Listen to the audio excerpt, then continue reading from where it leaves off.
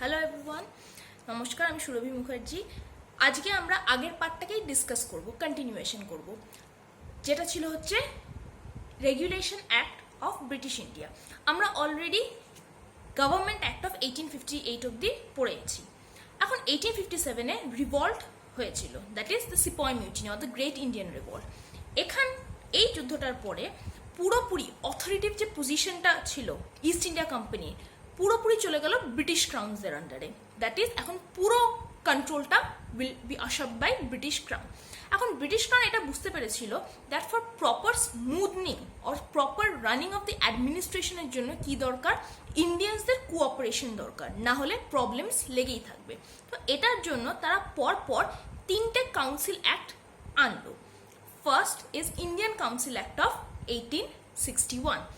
এই কাউন্সিল অ্যাক্টের দ্বারা প্রথমবার ইন্ডিয়ানসদের ল মেকিং বডিতে পার্টিসিপেট করার অ্যালাউ দেওয়া হলো। আর এটাই 1862-তে লর্ড ক্যানিং 3টে এমন ইন্ডিয়ানসকে নমিনেট করলো, রাজা অফ বেনারস, মহারাজা অফ পাটিয়ালা আর দিনকার রাও। এই 3জনকে নমিনেট করা হলো ইন ল মেকিং বডিতে। তার মানে এখন ব্যাপারটা আস্তে আস্তে ডিসেন্ট্রালাইজেশনের দিকে যাচ্ছে। তার মানে আমরা 1773 রেগুলেশন অ্যাক্টের দ্বারা দেখেছি যে ব্রিটিশ ক্রাউনরা আস্তে আস্তে সেন্ট্রালাইজড স্ট্রাকচারে যাচ্ছিল, কিন্তু এখন ঠিক উল্টো হলো।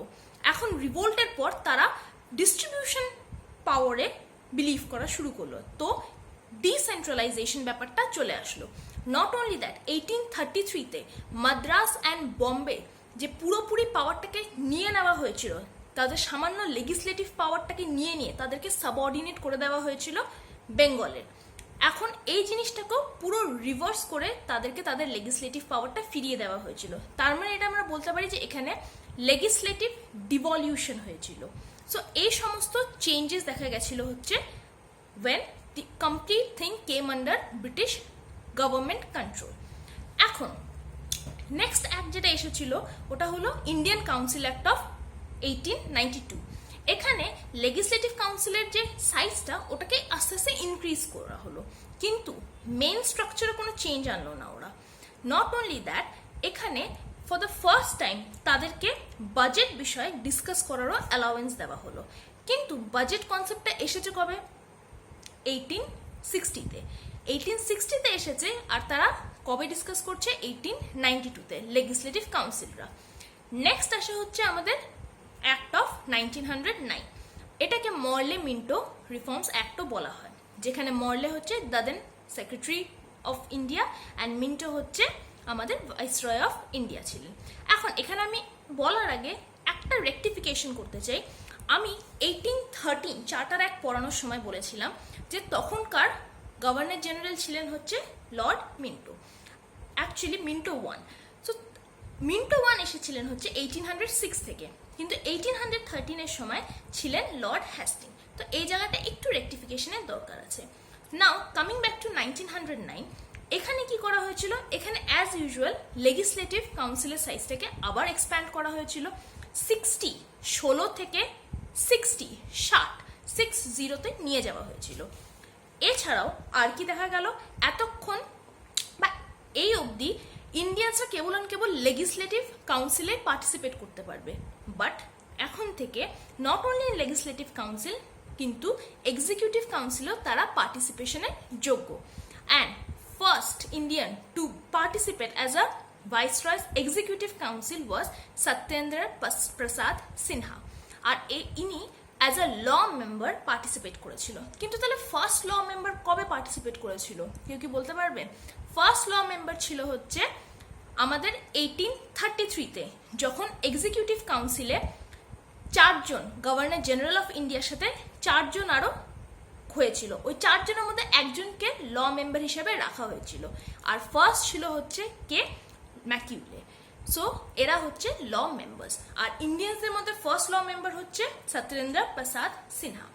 এছাড়াও এই 1909 অ্যাক্টের দ্বারা কমিউনাল ইলেক্টোরেট সিস্টেমটাকে আনা হয়েছিল শুধু মুসলিমদের জন্য, তাই জন্য এটাকে লিগালাইজ কমিউনালিজমও বলা হয়।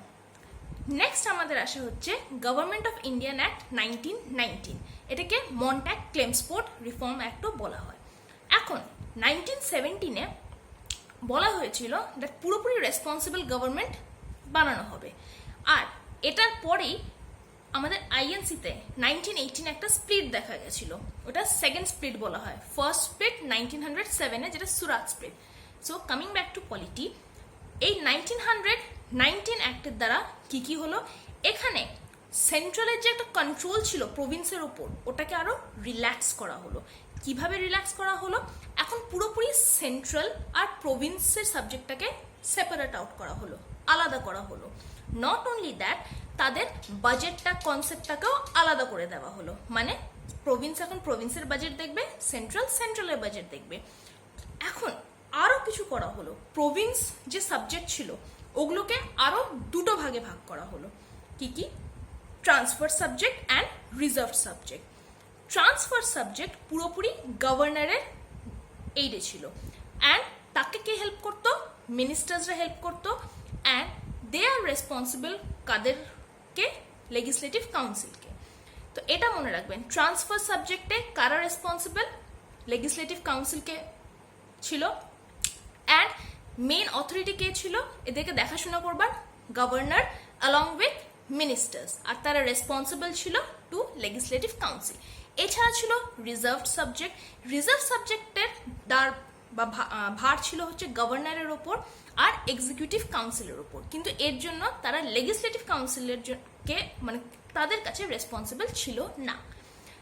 এছাড়া তাহলে এখানে একটা ডায়ারকি মানে ডুয়াল নেচার, এখানে ডায়ারকি ইন প্রভিন্স কনসেপ্টটা আসে। এছাড়া এই 1919 অ্যাক্ট দ্বারা bicameralism, then public service commission, that is Lee commission 1923, 1924। Not only that, এছাড়া আসা হচ্ছে আমাদের সেন্ট্রাল পাবলিক সার্ভিস কমিশন 1926-এ সেট আপ হয়। ইরেসপেক্টিভ অফ অল দিস, আর এখন অবধি 1909-এ আমাদের সেপারেট ইলেকটোরেট শুধু মুসলিমসের জন্য গ্রান্ট করা ছিল, কিন্তু এখন 1919 থেকে Sikhs, Anglo Indians, Europeans and Indian Christian, এই চারজন কমিউনিটিদেরও দেওয়া হবে। ফ্র্যাঞ্চাইজিকে গ্রান্ট করা হয়েছিল অন দ্য বেসিস অফ কিসের ওপর? প্রপার্টি, এডুকেশন, ট্যাক্সের উপর।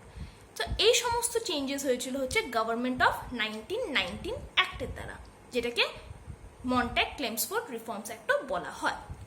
নেক্সট আসা হচ্ছে আমাদের government of 1935, governmental act of 1935 যেটাকে বলি। এখন দিস ইজ ভেরি ইম্পর্টেন্ট। কেন? কারণ আমাদের যে সংবিধান, আমাদের যে কনস্টিটিউশন, সমস্ত মেজরিটি আইডিয়াস পায় হচ্ছে আমাদের এই গভর্নমেন্টাল অ্যাক্ট অফ 1935 থেকে। এখন এখানে কি কি চেঞ্জেস আসলো? এই অ্যাক্টের দ্বারা তিনটে লিস্ট মানে পাওয়ারগুলোকে তিনটে লিস্টে ডিভাইড করা হলো। একটা federal list which consists of 59 subjects, provincial list which consists of 54 subjects and concurrent list যেটা শুধু 36 সাবজেক্টস আছে। এখন এই প্রভিন বা ডায়ারকি ইন প্রভিন্স যেটা আমরা 1919 থেকে পাই, ওই কনসেপ্টটা 1935-এ এসে এন্ড হয়ে যায়। আর এখানে central dyarchy, that means dyarchy in center শুরু হয়ে যায়। তো যদি আমরা বলি ডায়ারকি ইন প্রভিন্স, তাহলে 1919 অ্যাক্ট দ্বারা, কিন্তু ডায়ারকি ইন সেন্ট্রাল যদি বলি তখন ওটা 1935-এর দ্বারা হয়। এছাড়াও কি হয়, 1937-এ আমাদের ইলেকশন হয়। তো এখানে বাইক্যামেরালিজমটা 11টার মধ্যে 6টা প্রভিন্সে হয়। কি কি? বম্বে, বিহার, মাদ্রাস, বেঙ্গল, আসাম, উত্তরপ্রদেশ। এই 6টাতে বাইক্যামেরালিজমটা এক্সটেন্ড হয়ে যায়।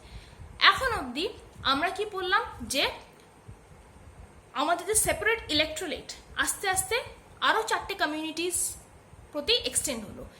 1935-এ আরও 3 জন আসলো, ওমেন, লেবার আর ডিপ্রেসড ক্লাস। এখন এদেরকেও সেপারেট ইলেকট্রোলেট দেওয়া হবে।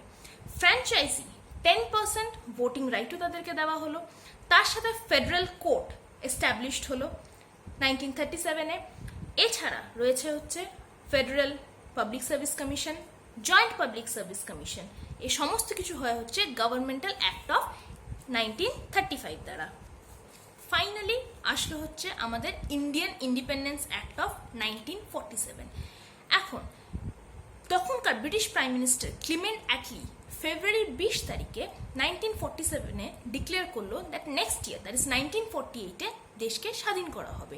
বাট ডিউ টু সার্টেন সার্কামস্ট্যান্সের জন্য তখনকার the then viceroy, that is Lord Mountbatten, the Balkan plan or the Mountbatten plan pass করলো, যেটার ফলে আমাদের পার্টিশনকে এক্সিকিউট করা হলো। কংগ্রেস অ্যান্ড মুসলিম লীগ দুইজনে এই পার্টিশনে সম্মতি জানালেন। তো এই ক্যারেক্টারিস্টিক ফিচার্সগুলো কি কি ছিল এই অ্যাক্টের? প্রথমত, যত সমস্ত মানে রুলস বা রেগুলেশন ব্রিটিশ ক্রাউনরা তৈরি করেছিল সমস্ত কিছু অ্যাবলিশ হয়ে গেছিল। যে সমস্ত পদ যেমন viceroy of India, secretary of state, এই সমস্ত অ্যাবলিশ হয়ে গেছিল। মোর ওভার তারা কনস্টিটিউশন অ্যাসেম্বলিকে দায় দিয়েছিল দ্যাট তারা নিজেদের মতো এখন কনস্টিটিউশনকে ফ্রেম আর অ্যাডাপ্ট করতে পারবে। তো এই ছিল হচ্ছে সমস্ত চেঞ্জেস অ্যান্ড সমস্ত regulation act, charter act plus the crown রুলের আন্ডারে যে সমস্ত অ্যাক্ট ছিল। অ্যান্ড ফাইনালি অন August 15, 1947 আমাদের দেশ স্বাধীন হয়ে যায় and we got freedom from the so long এন্ডিওরিং time period, যদি আমরা বলি ব্রিটিশ ইন্ডিয়ার থেকে। তো এই পুরো বিষয়টা ছিল হচ্ছে আমাদের রেগুলেটিং অ্যাক্ট অফ ব্রিটিশ ইন্ডিয়ার। এই সমস্ত এই পুরো চ্যাপ্টারে oriented mock test and notes আপনারা এই হোয়াটসঅ্যাপ নাম্বারে পেতে পারেন।